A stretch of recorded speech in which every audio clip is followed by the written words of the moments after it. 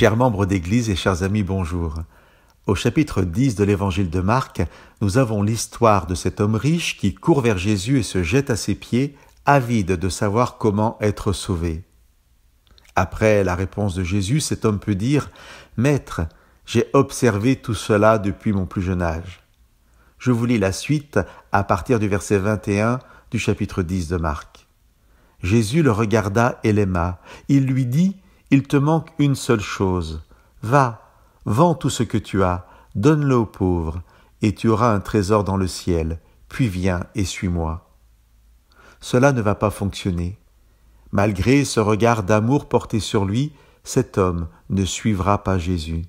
Il s'en ira tout triste, parce qu'à suivre Jésus, il y aurait eu trop de choses à laisser, trop de richesses à abandonner, trop d'inconnus dans sa vie.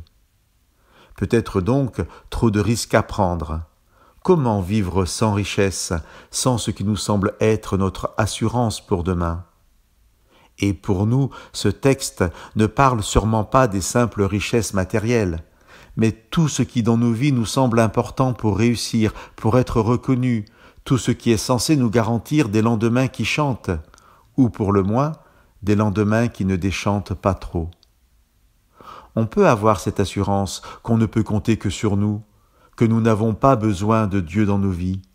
On peut avoir cette assurance jusqu'au jour où l'on s'aperçoit que toutes ces richesses, toutes ces assurances sont incapables de nous apporter la véritable paix et la véritable joie.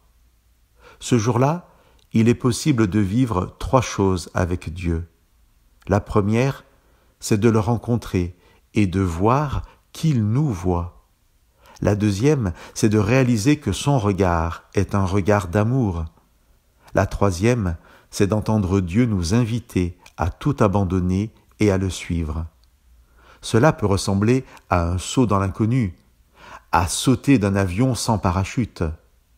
En fait, ça ne ressemble pas à ça, c'est vraiment ça, c'est réellement un saut dans l'inconnu. Mais c'est ce à quoi Dieu nous invite, et nous devons avoir cette confiance que Dieu sera toujours avec nous à chaque instant. Chers amis, Jésus nous regarde, nous aime et nous invite à le suivre. C'est peut-être un chemin nouveau et inconnu pour nous, mais c'est un chemin avec lui, c'est un chemin de vie et de vie éternelle. Que Dieu vous bénisse.